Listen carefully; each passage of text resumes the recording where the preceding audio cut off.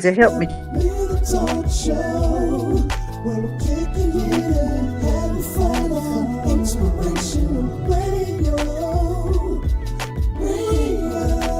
Real talk show, kicking it and having fun. So turn your radio up.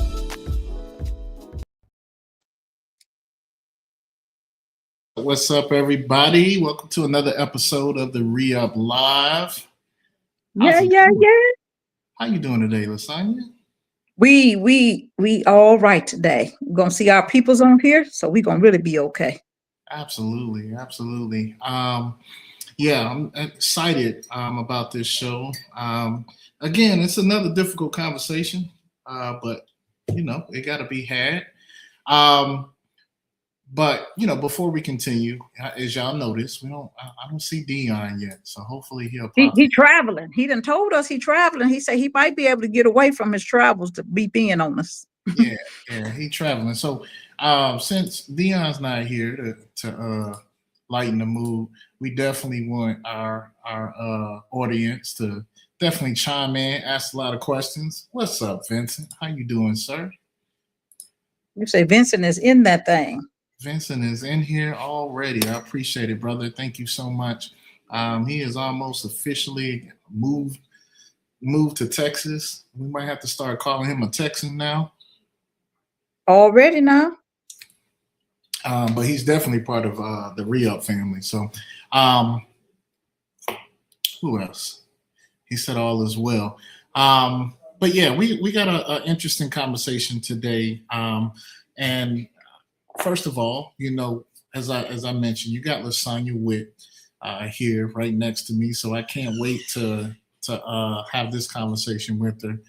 You got myself. They call me the Deacon, Shelton Seaworth, and then we may or may not see Dion. He is traveling for the holidays. So one, we get to tell you guys Merry Christmas in advance. We hope y'all are having a safe and happy holiday, and so we looking forward to just winding down with you guys on this Tuesday. What else? So last week we had a tough conversation. Say a tough conversation, but we had a conversation about women in preaching. Leaders and Sonia, I can tell you afterwards, I had like some private conversations with brothers and sisters that they still had some thoughts about whether or not women should be preaching, and I want to make it real clear, like we don't get on, we're not scholars, we're not telling you guys what to believe. But the one thing that you can guarantee with the Re-Up is we're not going to talk or share anything without giving you some practical understanding of it. Now, we read our Bible, and you better that part. And we see God's face for truth, and all we can do is always tell you what works for us and what we know God is doing in us, and you can go with it. Like we all got a choice, but these are topics that unfortunately divide the church, right? Unfortunately, we get to a point where we're so staunch in our understanding of it that it becomes a distraction from the ultimate mission, and it's a distraction from us being unified on things that we should be unified on. So that's why we're having a discussion. And I'll leave anything out, Lasagna. No, you did good. People gonna think what they want to think, but I would say you just go to the Word and you let God prick your heart. Just like they didn't have no rules for the women getting their inheritance until Moses went to God. Sometimes you just got to go to God and let God tell you. The law said only men can get the inheritance. The girl said we ain't got no brothers. Give it to us. And Moses went and prayed. God said they right. Give them their inheritance. But the law said it wasn't in the law. So you have to do like Moses. You go talk to God, and God set the record straight. Absolutely. And that's what it boils down to. Now, one of the common things you're gonna hear us talk a lot about is reading the Bible with context, reading the Bible with understanding, researching, the Greek and the Hebrew words, the original meaning of the words in the Bible, because That's true. it opens up a different level of understanding for some things, right? That's right. It cuts down, like, when you hear people who don't believe in God and they refer back to the Bible, they'll always say something about, oh, it contradicts itself or it does this.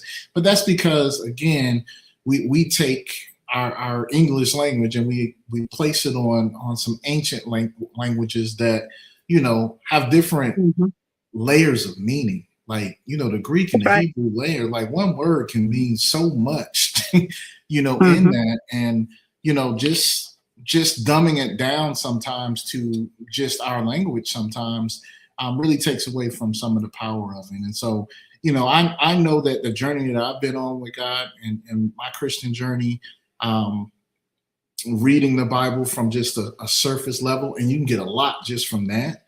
But the more and more you read it, the more and more you understand, the more and more life experiences you have on top of what you're reading and on top of what God is actually talking to you about on a regular basis, the more, more value I think you get out of it. So I just, my prayer and my trust is that, all that will continue, as long as you're seeking God's face, I believe you're going to find the truth. Yes, sir. He will tell you the truth. Yes, sir. And it may So make you uncomfortable and you may not like it, but it's tight, but it's all right. there you go. There you go. So, this series, this is kind of like the baseline scripture that we're using for this entire series. We're talking about a lot of stuff in this series, but John 8:31 through 32 says, "You will know the truth, and the truth will set you free." There's a lot of freedom, I think, in knowing the truth. There's a lot of freedom and knowing God's truth. Let me be specific, right? There's Lasagna has told me this a couple of weeks ago. I'm gonna steal it from her. But there's facts. There's facts, and then there's God's truth. There's what you see, right? And then that's what God sees and what He says about a situation, and that ultimately is the truth. We talk about the God of the universe that was able to speak things. The reason why He can't ever be wrong is because if He say it, that's what it turns to. That's it. That's what it's going to be. He cannot lie. It's not that He don't lie. He cannot lie. If He say it, that's what it is. And if it's not that, when He say it, it turns into that. That's it. That's it. Everything come out of His mouth is the truth. That's it. It is what it is. And so, so this week we're talking about tithing, and I'm gonna start with one of the first things many people learn in church. Once you learn how to pray and reading scriptures, one of the common things that we learn in all churches is about tithing, right? I remember in the Baptist church they passed around they had a little gold or silver plate. But they were passing around, and we just put our money in there, but what is tithing really all about? What is it? What's the situation? And I'm gonna bring up something. Lasagna remembers this way back when we was at Fishbowl Radio Network. Shout out to Fishbowl Radio Network. I don't know if you remember the young man that came in. He was going on somebody else's show, but he had wrote a book all about why people shouldn't tithe. Or how tithing wasn't biblical. You remember that guy? And we got to vaguely. Yeah, it was a while ago. It was when we was, maybe a year into this. But we had a conversation with him. I thought it was very interesting. One, I'm gonna tell y'all this, right? Personally, and y'all can correct me if I'm wrong. Y'all can put it in the chat. And if you're just joining us for the first time, please join the conversation. If you're on Facebook, if you're on YouTube, there's a chat open right now. You can jump in. Vincent's already taken advantage of that, and ask questions and comment, right? Whether you agree with our points or not, we definitely want to hear from you. But transparently, in my human body, like, nobody has to tell me or convince me to not tithe.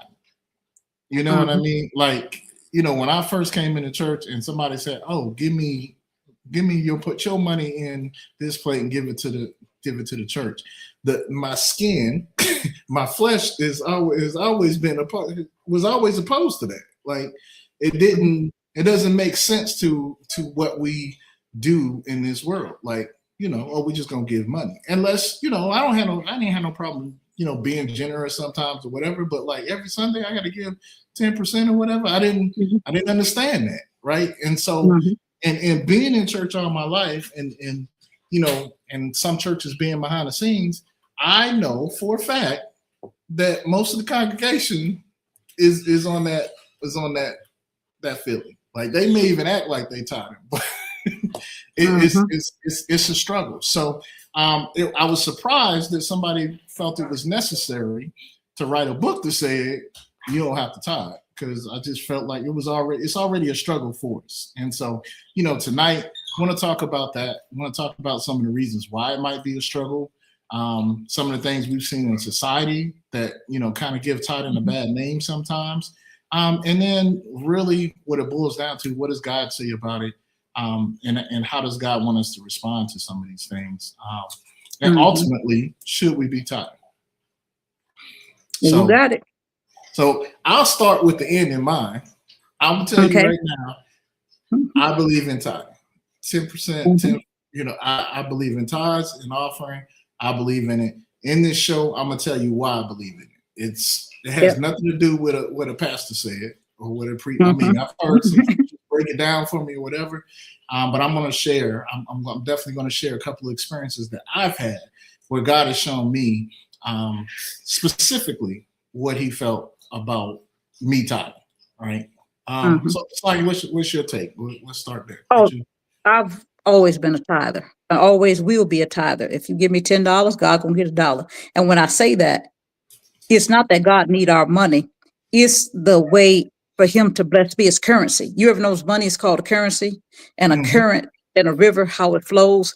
To keep a current going, if you block it and you hold your money, you could block a current. You need a flow. The Bible say, "Give, and it shall be given unto you, pressed down, shaken together, and running over." Whatever you give is going to be given back to you. You have to have a way to get, and how you get is give. You have to have a channel that's open for you. If you tight with everything and you hold everything in, you're not going to be able to receive anything, because you don't let anything go. You don't plant anything to get a harvest. Like if you have seeds and you keep them in your house and keep them on your dresser and you hold them tight in your chest, and you never plant them in the ground, you ain't never gonna get that corn. You ain't gonna get no apples. You ain't gonna get nothing. You ain't gonna have nothing but them seeds. So I've learned early, you have to give in order to receive. You have to. It's a mandate. So I'm gonna do it, and that's my take. Begin at the end. I'm trying not to get into all the scriptures and stuff, but I'm gonna tithe. And if I got $1, I'm gonna find somewhere to bless somebody's house that I believe that's doing right by it, that's trying to help people and see about people, because that's how the church is supposed to sustain itself, is the people of God who sustain it. Strong bear the infirmities of the weak. The church see about the poor, the widows, and the children, and how they do it with the collection of monies, help them get a house, help them get food. And we do that by a conglomeration of putting our monies together. So definitely I'm going to tithe. Absolutely. And so, I wanted to go through like what the common teachings are in most churches, right? The common teachings that I've experienced in most of the churches that I've had, and, again, get in the chat if you have some more to add to this, but tithing is mandatory. So it's a thing. Like you got to do this. And that's how it's been presented. If you don't tithe, you're robbing God. We're going to read Malachi 3. Yes. Will a man rob God? God won't bless you if you don't give 10%, right? And tithing is proof of obedience. Those are kind of 4 things that I kind of summed up in certain messages that I've heard and understood about, some pastors speaking about tithing. Anything I leave out there, Sonia? That's mostly what they taught. Will a man rob God? Let's see. Vincent said, "I believe in blessing the people of God. I got saved in 2000 and never looked back. People are just selfish. Um, Okay. and I want to talk about that, Vincent. It, we are going to talk about that. So I'm going to say, I'm going to come back to that comment because I think one of the things that we're going to have to talk about when we're talking about tithing is really a heart posture, right? That's right. Like what is our heart really saying when That's right. we have a problem with tithing? So I definitely want to come back there. We're not quite there yet because I want to just build this Okay. out, frame it out, and then kind of get to so this is what's been said. This is what's been taught, and there's a couple of things, definitely from the Old Testament and the New Testament. Tithing was a part of the Mosaic law, right? It was. Tithes were tied to the Levitical priesthood. Yep. And that's one of the things. Like, who are we once we became, saved? Once we became heirs of Christ? Are we a part of the Levitical priesthood? I believe so. I believe that's a part of your title, as a Christian, if you're walking in that. And it was tithes were tied to the temple system. It was tied to agriculture. It was mostly agricultural back then, right? Because they had money. They was fascinating, but their value were different things. Like it could have been animals. It could have been, fruit or whatever your resource was at that day. That's right. So it wasn't necessarily just money, right? So there's a couple of scriptures for you to kind of, look at that to kind of frame that. Leviticus 27, 30 through 34, Numbers 18, 21 through 24, Deuteronomy 12, 5 through 7. Those are all kind of descriptions of these levels of tithes. So contextually, Lasagna, anything else that I think the Bible described tithes as, or?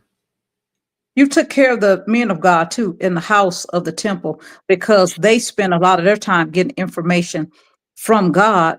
And so to take care of their house, we provided for them because they didn't have the time to work a job and seek God because Right. back then they had to say so. They would listen to God and then tell the people what God is saying. And sometimes they would spend hours, in prayer and stuff. So we were commanded to take care of them because it said they're worthy of their hire.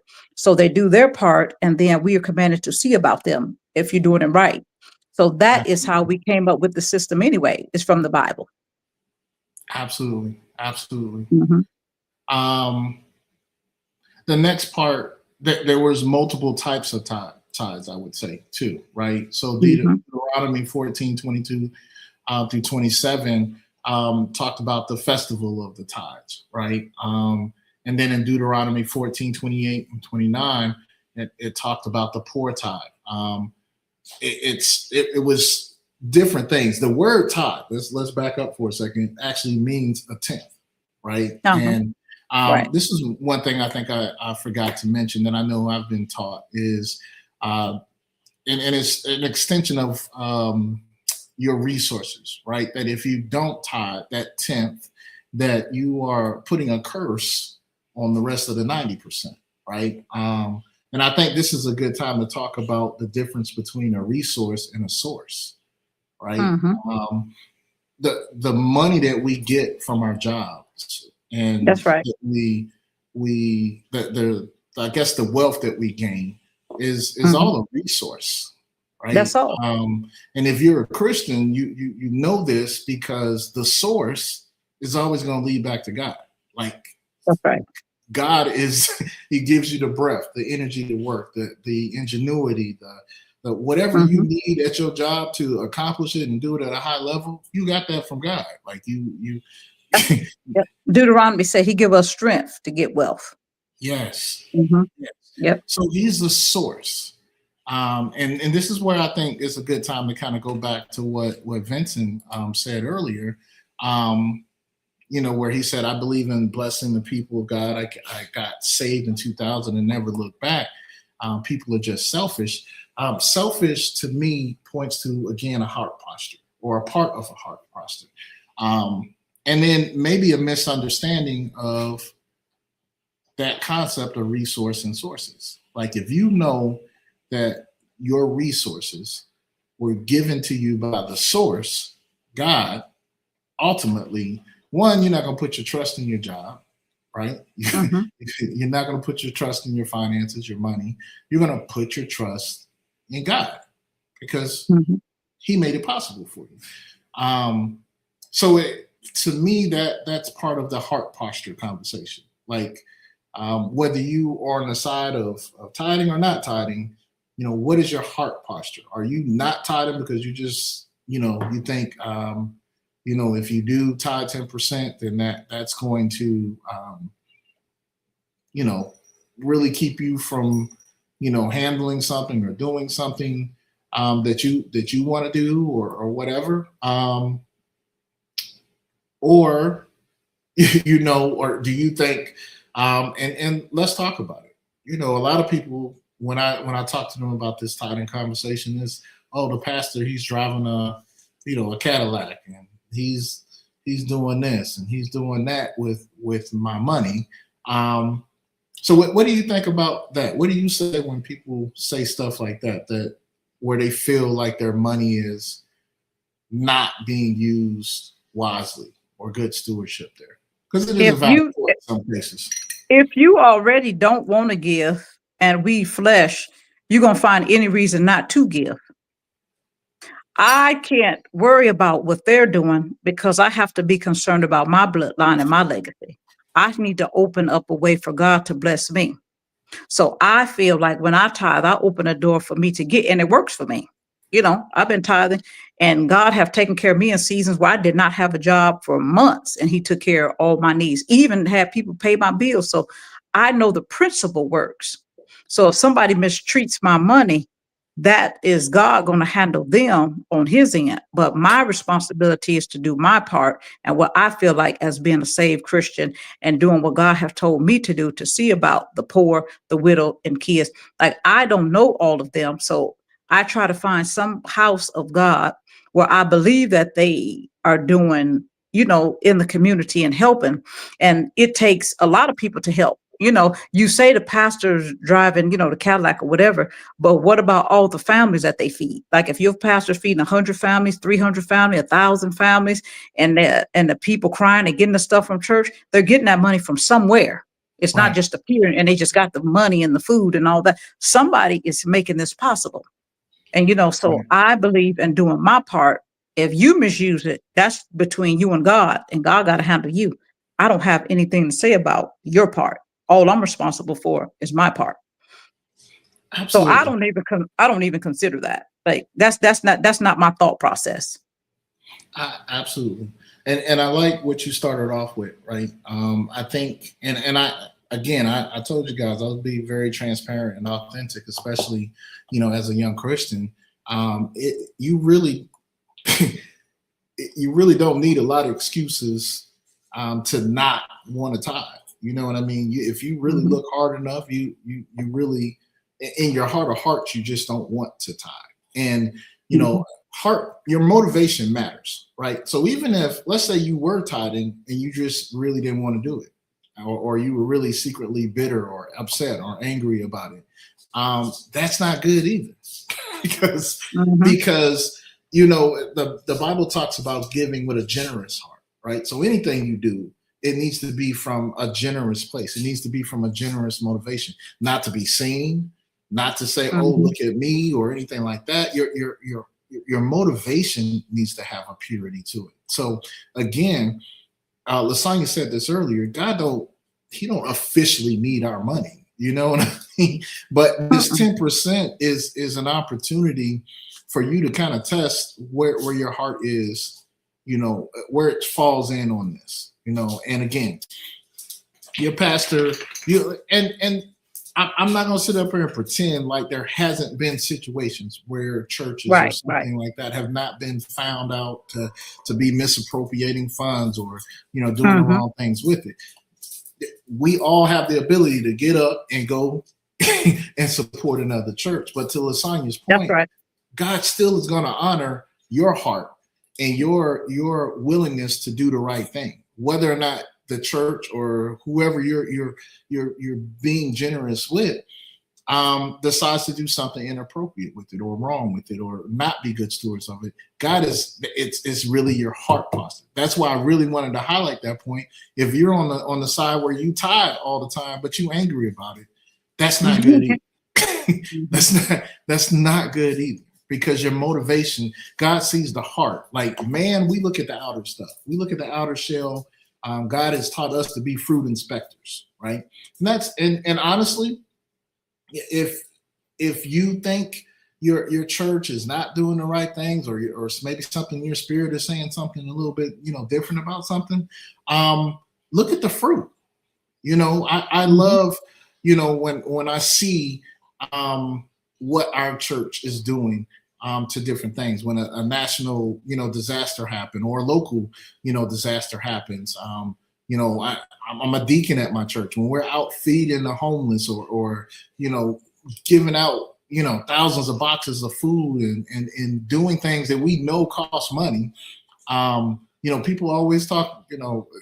This week when we were having the conversation about the women in preaching, the whole conversation about mega church and small church came up, and I think that's on one of our weeks or whatever. But the one thing about being in a big church, because I hate calling it a mega church like this, is so silly. Like, any church, if it's growing, it's going to become a big church.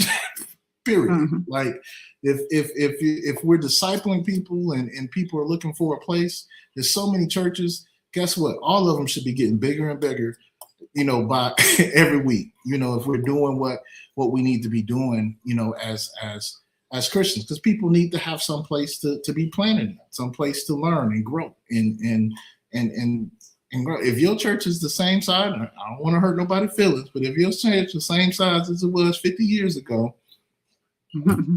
it might be a concern there. Like, mm-hmm. But either way, the good thing about being in a bigger church is that it should have more fruit to bear.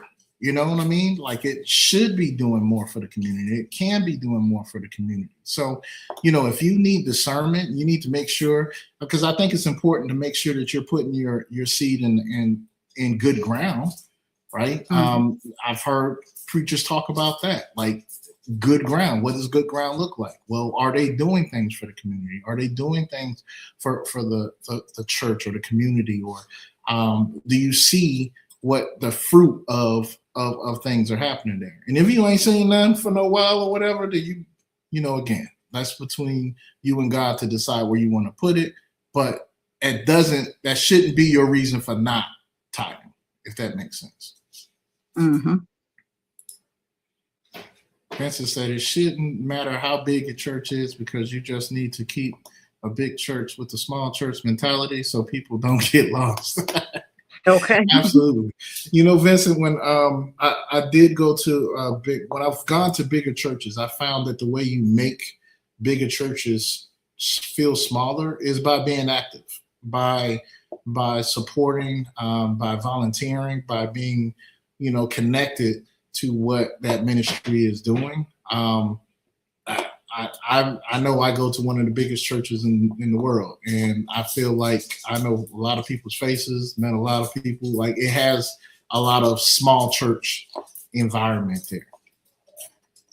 Hi, how you doing? What's this, Lucas Tika? Appreciate you joining.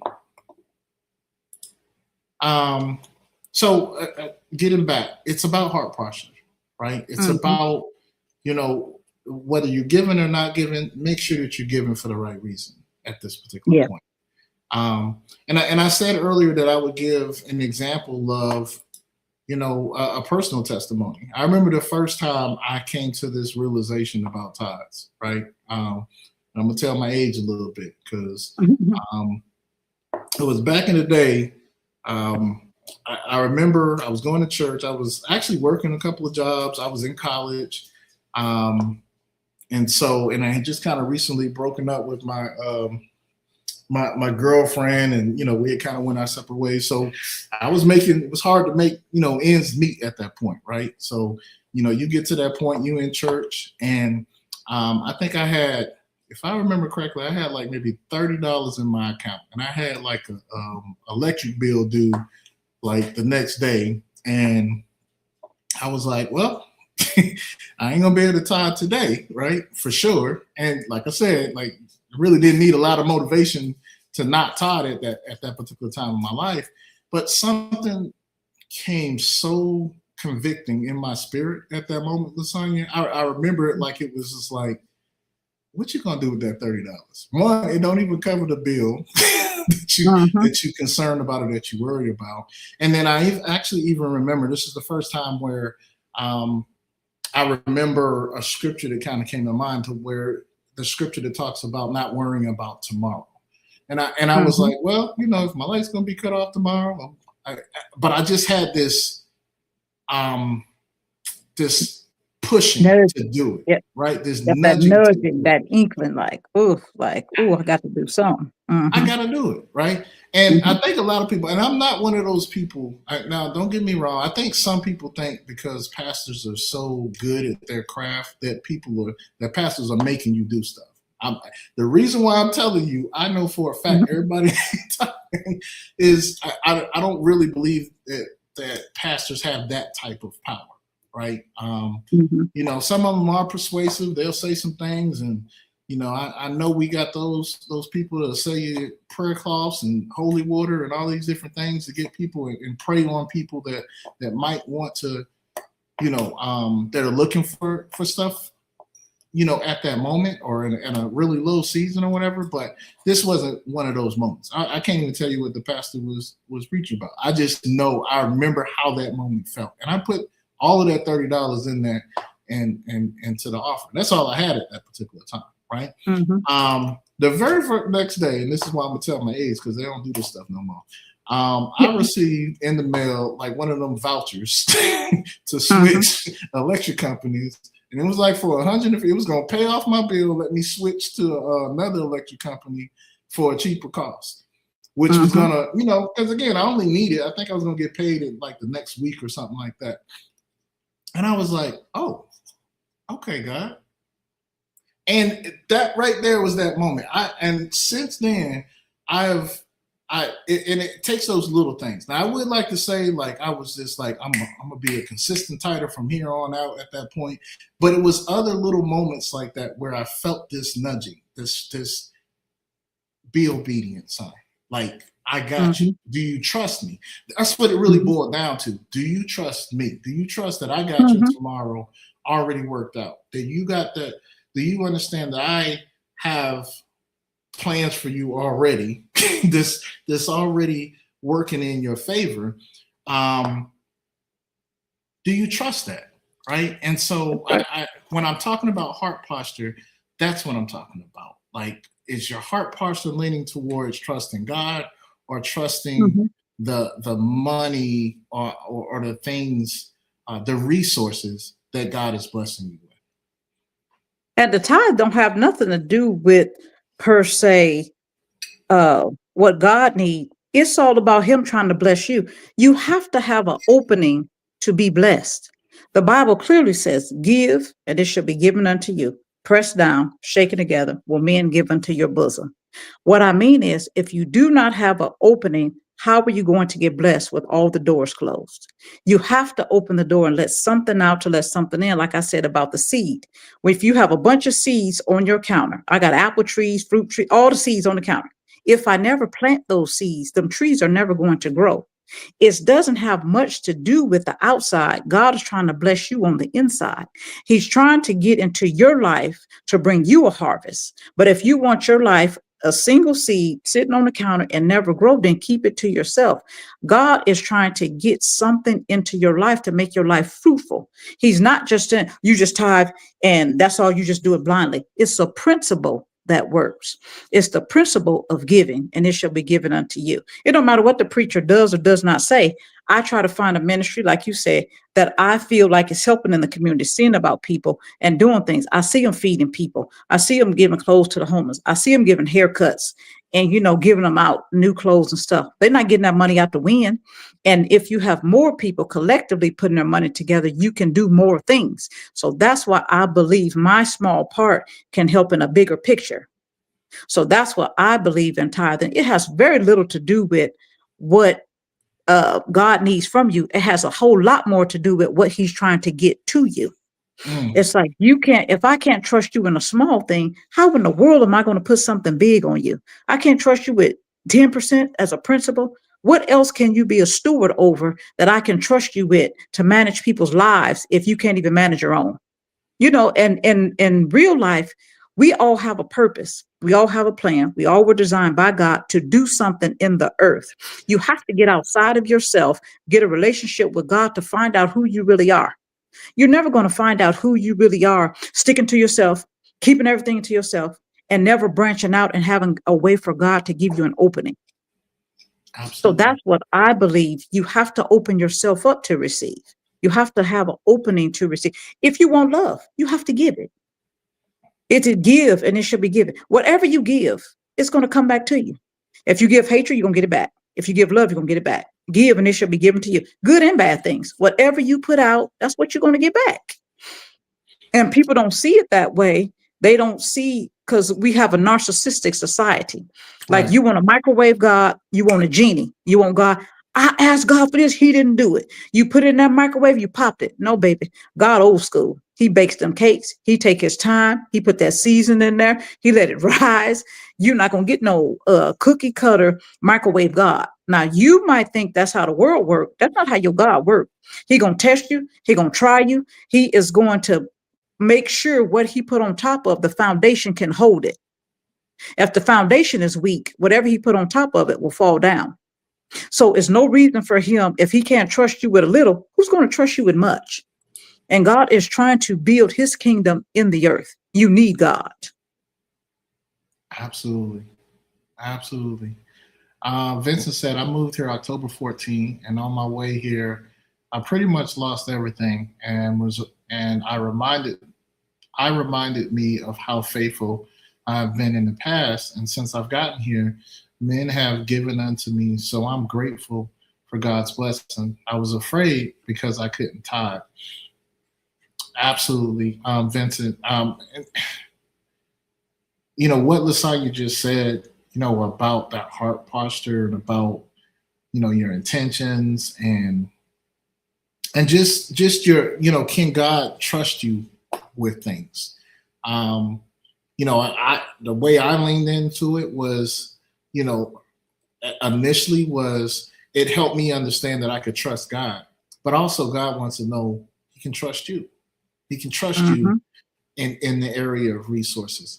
I think one of the other byproducts of tithing, right, or having a discipline of tithing, is it actually helps you discipline how you use your resources anyway. I don't know if a lot of people, like people who are really rich, and this is the other thing that I'm gonna bring up, Lasagna. It's so funny that the world will use principles. Here's the thing about God. God puts principles in place, and they're not really based on, whether you saved or not. These are principles that just work. And so a lot of rich people, if you really talk with them, they give, and they give a certain amount of their income away. And maybe they don't even understand how that works. Some of them probably give, so they can have some type of tax break or something like that. But they build it into their budget to give a certain amount away because they understand this principle. And so, it baffles me sometimes that the world will take something that is a God-given principle. It's all over our Bible on how it works. Jesus broke it down. Anywhere you look, he broke down how that worked. You give, it should be given unto you. Like it's all throughout the Bible. It's the same principle all throughout. The world will take that, use it, and benefit from it. But then here we are in church, kind of arguing about it or debating on it. And again, our heart posture should be that of giving. Our heart posture, like when we see someone, in need or hurting or whatever, like we should want to be able to support them. in that. Like, so tithing, is really, pointing you in that direction too.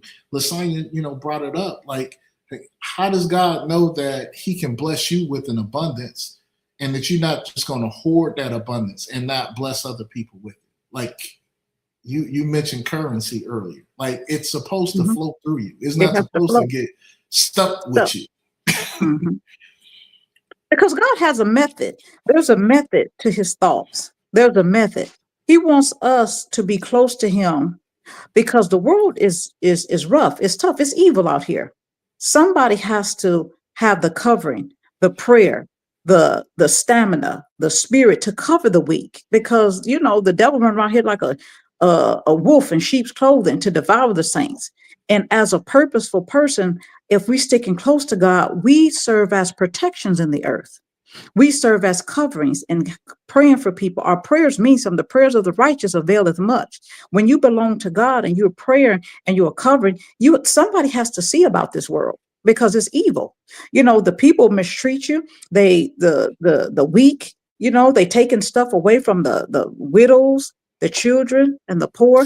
And so, as servants and stewards, as kingdom ambassadors, we are placed in the earth to be a protection and are just who we are. Even tithing is one small part of who we are. That's just Right. one piece of the puzzle. But Yes. the totality of who we are is to bring blessings into the earth. And I need an opening to be a blessing. To get something in, I have to have a way to get it out, or you'll stop up any system. If you don't have a flow. And so it's like we focus on small things, but your heart, you don't want to do anything God tell you to do with any area of your life, let alone tithing. Now He tell you to repent, tell you to forgive, He tell you to do all of this other stuff, and you worried about some money. You ain't did none of that. So you stick on a matter that you can, get some kudos and be like, yeah, you ain't got to do that. There's a whole lot of other stuff He wants you to do too. But why? So you can be protection, so people can be covered, so people can be seen about, so we can see about people, protect people, love people, cover people. And He wants you to have resources so the church, if it functions right, can set up systems to protect people, to see about people, to make sure we have fair housing, to make sure they have food, to make sure they have clothes, to make sure they have things in place. And God give you the wealth so that you can put infrastructures in the earth realm so that the kingdom in the earth, let His will be done on earth as it is in heaven. Earth was supposed to replicate heaven. But as we can tell, that's not what happened. But that's what resources are for, to set up infrastructures, to be a protection. That's the bottom line. What He wants us to do with the money is to set up systems to be a protection, to see about people. Lasagna, what popped in my heart as you were talking, we talk a lot on this show about kingdom. Tithing is a part of that kingdom currency. Right now we're in a season where we don't know how the government is leaving a lot of holes for a lot of That's right. people impoverished, a lot of gaps for people, healthcare and things like that. Imagine a church that was standing on business and really doing what God called them to do. And how we would be able to step in that gap and be kingdom people, to that. Like, a couple of months ago, we had a real bad flood in a part of Texas. And yes, I was so happy to see, actually, even before FEMA got there, before the government got there, my church was there, helping out, supporting, trying to with resources, with things to kind of, help people in need at that moment. What if what if we just had the mass ability to do that and fill in the gaps in all these acute communities, all these different things. And why this is so important even to grasp or have some understanding with this is probably a gap in it, because I know, again, nobody needed to write a book about not tithing. Like, it's not something, it's something that our flesh, like who we are as humans. Like Lasagna said something earlier. She said, you just got to ask yourself why. Why do I not want to give? If it's because the pastor or something, something outside of your control, something that and God is showing you something different, and you have to understand your why. Like, why am I really doing this? Is it because I'm trying to hoard this? Is it because I'm not good with money? You got to be honest with yourself. You gotta be frank, because guess what? God know your heart either way. So Mhm. this isn't a show to try to force anybody to tithe. Like, I don't got no church for you to tithe to, or anything. That's right. That's We right. appreciate any support y'all could give, and stuff like that, but not that's not what this is about. And it's not, if you still after this episode don't want to give, like, that's between you and God at that moment. But again, with anything, Lasagna took it past tithing. Why you don't want to forgive someone, why you don't want to Mhm. repent about this, why you still holding on to this habit or whatever. You got to ask yourself, why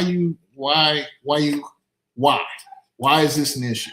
Why is it really an issue to me at this point? That's the truth. And the truth is, God love us and have us here for a purpose. Everything we do is a method. It's a method to his system. He wants us to do these things because conglomerately, more of us together, giving together, could be more protections for people. Because what the Proverbs say, money answers all. If you get us together that have a heart that love people, that save, they love God, we're not inclined to mistreat people. I'm not talking about people who say they Christians and they do everything but be saved. I'm talking about people that have a heart after God. Those are the people that need to be in position and in power and have the money to set up infrastructures, because we should have churches, schools, hospitals, um, hotels, car washes, spas. We should have places where people can come and be relaxed and feel protected. The protection of God covers them, because the people of God that have the heart of God is over it. That's what money is about, to put the monies together to build infrastructure so God's people and we can be a safety net in the earth. That's why we're here, to provide protections for the earth. Because once Satan got banished and kicked out of heaven, he angry. So he mistreat people. You can see his works all over. He wants kids mistreated. He wants people divorced. He wants you drunk. He wants you robbing. He wants you not tithing. He wants you separated. He wants you doing evil and talking crazy. But God wants us to be together, being a corporate help. And corporately, we have more money together than we do with one person having all the money. Even if one person's a billionaire, it's a whole lot more we could do with billions and billions of dollars than we could with just one person. So he wants us to put it together, to see about people, to build infrastructures and to do things so the world can have a protection in it. Absolutely. Because we are Absolutely. supposed to be the protectors. We're the salt of the earth. We're the ones that the salt loses savor. If God people ain't got it, we already in trouble. If we don't do what God put on inside of us, hey, the whole thing is gone. Like the word said, we the salt.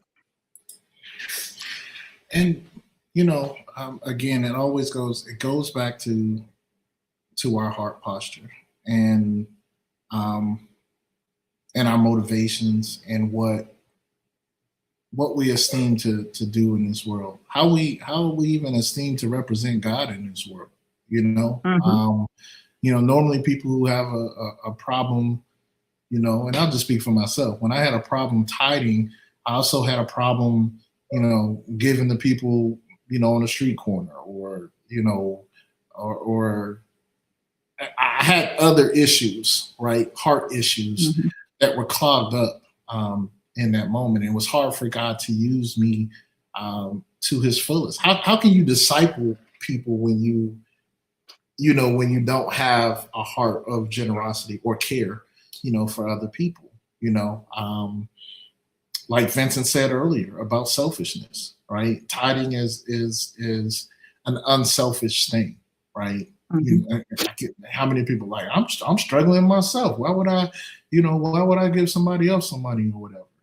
Not, again, all that says is, do you really understand the God that you say you serve, the God that you love, Mhm. that you say you believe in? Do you really believe that he's sovereign and in control and over everything? And that's one of the things that you have to ask yourself, what do you really believe? Like, That's true. part of it is still, I want to control it, right? I want to control this aspect of my life. I don't want to depend on God in this. When we were preparing for this show, I thought about the scripture where think it's in Luke, where the man asks, he's asking Jesus how he can get to heaven, and ultimately Jesus got to the point where he was like, sell all your things and come follow me. And the rich man kind of like walked away. And we always focus on that scripture from a standpoint of, because it's rich. It wasn't that he was rich. There's not a problem with him being rich. It's what's your heart process? Do you trust that by following God to wherever he's leading you, that he has something better for you in mind than what you are holding on to at this particular point? That's what it really boiled down to. Like, are you willing to let go of this? And he got so much more for you. And even if he didn't, just knowing that he's a good God, it's not even that he's giving you money back. Like, there's been times where my health has not been the greatest, and I know God has stepped in to get me through things like, relationships, like, it's so many ways that God becomes the source of what is needed, the daily bread that we need for each and every day, So it's not even like he give you, you put 10% in, he give you 10,000 back. Like, that's not what we're talking about. We're just talking about, do you trust him? What's your and can he trust you? What were you about to say, Sonia? No, I was going to say, and it's planting seeds. You plant your seed in the ground, because I've been for the last a lot of years. I heard one pastor preach that when you put a seed in the ground, like you have children, they have names. So I put names on my seed when I put it in the ground, what I want that to plant in the ground, what I need it to do. So I put names on the seed. He said, because you have children, they got names. So if you plant seed in the ground, name it. Say, God, I need this to bring health to my family. I'm putting this seed in the ground, but the tree I want to see health for my family. Half the time when I pay tithes, it's not to get money. It's to mend relationships. I see people struggling. I see my family. I need loved ones lost that I want them saved. I want their relationships mended. I want to see them do better. I want to see their health be restored. So I put the seed in the ground for that particular situation. And when God answers it, I can know what seed I planted in the ground. He says, sometimes we just throw seed in the ground and just come up anywhere. A principle work is like, but you just throw it in the ground. He said, you should name it. And I stuck to that. I was like, God, that makes sense. Like, so for many years, I name it. It's like, God, I need this to go into the ground because I see things that are wrong. I see problems. I see health issues. And I want to plant a seed on this particular issue that I see. So when it come up, you can know what you planted and you can see the trees. Like, oh man, okay, God did do that. That's why journaling is good too, even though I'm not the best at that, but I always hear it's good. But my mind, I recollect things that I prayed for and I put seeds in the ground on it. And then when I see it, it's like, oh, okay, God, okay, I see you.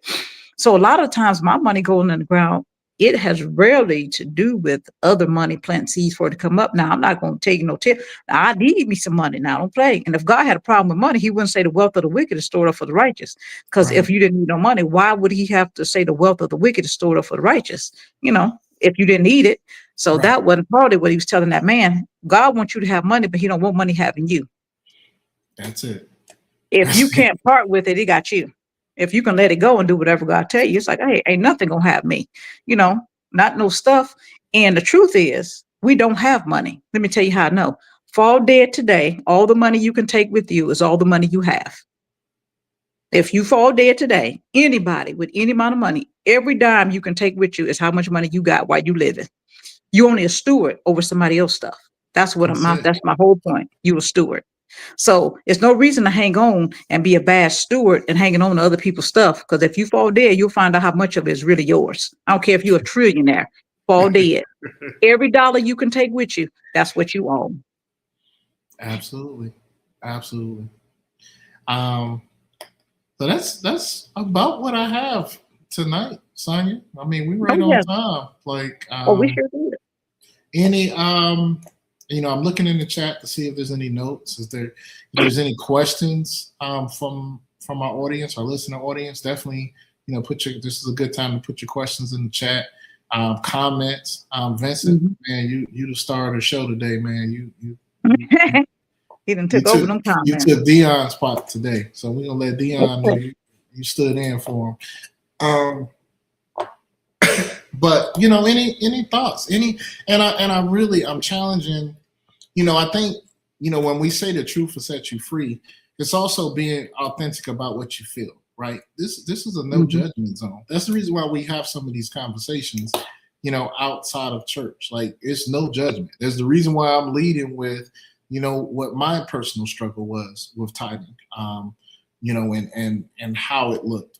Even, you know, some of the things that I've heard even recently, right? I understand it. You know, I'm in flesh too, right? So I have needs. There are situations where my trust for God, I realize that every season, like the higher God takes you, the different levels he moves you to, or the different spaces he moves you in, he shows you different ways that you can trust him. That's the truth. You know? And money is such a simple way to find out if you trust them. That's carnal. That's nothing. It's like, you know, money come, money go. It's like that's an easy thing. And so if he can trust you with that, he can start trusting you with more intangible things. What can he Yes. trust you with? You know, if you have people, because people have positions in people's lives, and you have to walk delicately dealing with people, because people trust you whether you know it or not. All of us is somebody's hero. Now we might be somebody's villain too. Now don't get me wrong, but all of us have somebody that look up to us, no matter who Right. you are. I Right. don't care if you don't even know that they're looking up to you, and you want to represent. You know, if you claim God, represent Him in the way He wants to be represented in the earth, so people don't have such a bitter taste. Because everybody who's mad at God, they don't know God. They mad at how people represented God, and then they blame that on God, which it had nothing to do with God. Now, people say they be mad at God or they don't like God, and God did this to me. Mhm. No, somebody did that to you, but I promise you, God didn't. Right. Mm-hmm. And I've been there, done that too, and realized Okay. that, you know, when you have that conversation with God, He'd be like, "Who did that to you?" Mm-hmm. Like, Mm-hmm. and did you? And you realize sometimes it's self inflicted. It's Hey, based off sometimes, of yeah. your decisions. It's based off of, you know, the lack of wisdom. You know, Mm-hmm. and here's the good thing about God: like, His grace and your mercy Mm-hmm. is so it's so wonderful, right? He already know you're gonna mess up, right?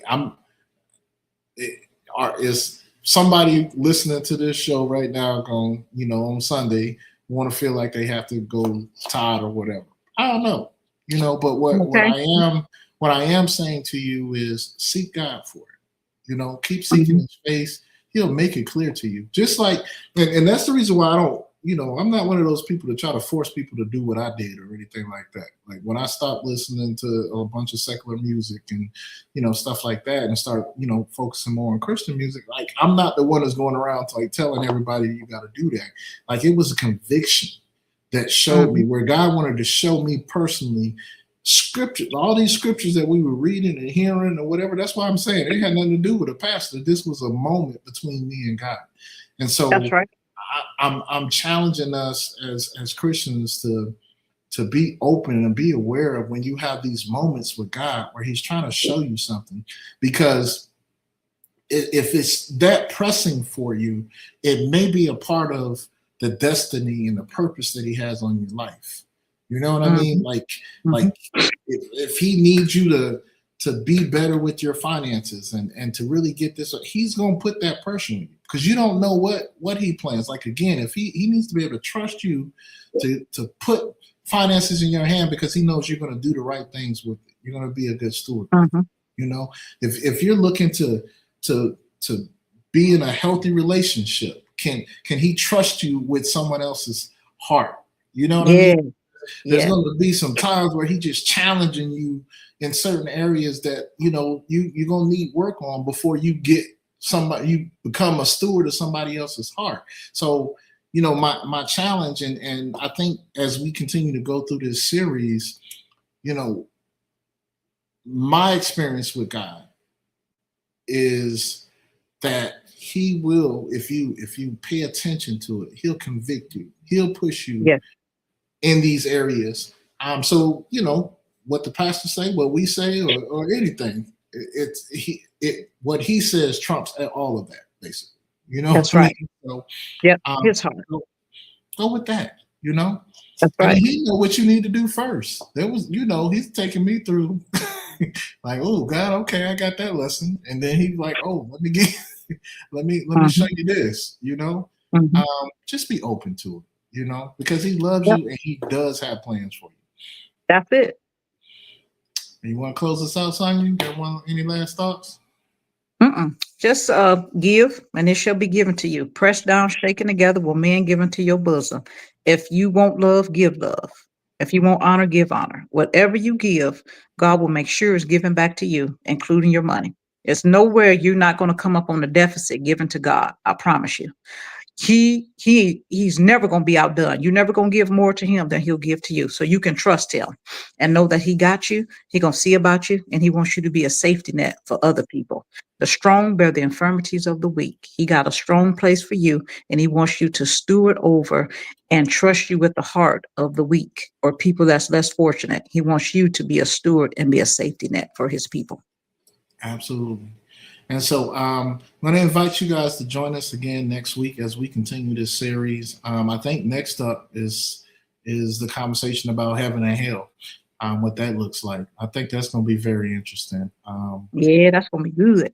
Yeah, that's going to be very interesting. So, I would encourage and I would ask, all of our listeners, again, share these streams, share our snippets. If you haven't already, subscribe to our channel, so you don't miss anything. You can go back. Mhm. We have over 260 shows now on YouTube. Yeah, we have a good time. Yeah, Mhm. so you can go back and see any of those things on our YouTube page. So just make sure you subscribe to that. We've got a lot of really, really good things coming up for, the new year, 2026. Mhm. So we're really excited about that. And so if we don't get to talk to you again before Christmas, Merry Christmas, everybody. Yes, sir. And thank you, Lucas Tika. We just want to say hi to you. I saw your name out there. Absolutely. We'll say we love you too. We love All you right now. guys. Be the talk show.